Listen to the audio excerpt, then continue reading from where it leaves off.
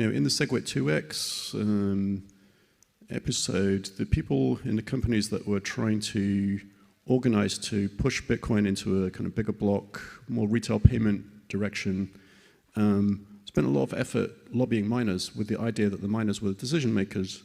But it turns out the miners were basically powerless and immediately switched networks, just for simple economic reasons. And so I think the combined learning for everybody that the end users with their economic voting, that they would sell the fork, they would short the future, and that the miners were basically not politically active in any way. They would just mine whatever's more profitable, meant that it was kind of a landslide victory for people who wanted to keep Bitcoin as a user-controlled and owned currency.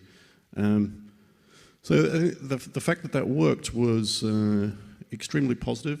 So as Giacomo said, that people were nervous before, but when it was a victory, and it was a genuine grassroots victory, which showed that the developers had essentially no control, the large companies had no control, and the miners had no control. So it's basically a perfect storm, and Bitcoin came out the other side completely unscathed. So people view that as a very interesting and positive lesson about the sort of long-term store of value capability of Bitcoin, because basically all the forces that could be potentially aligned against the user's interest to keep Bitcoin permissionless and decentralized tried their best to coordinate and completely failed in the market. So I think that was instructive to everybody because people were kind of nervous or unsure, had different levels of understanding about the game theory.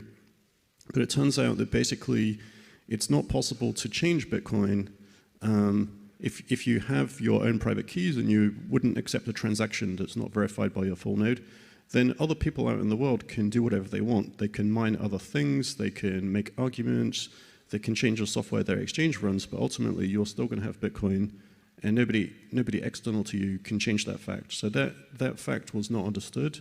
And I think that's also very positive since then that there's been a lot of interest in adopting full nodes.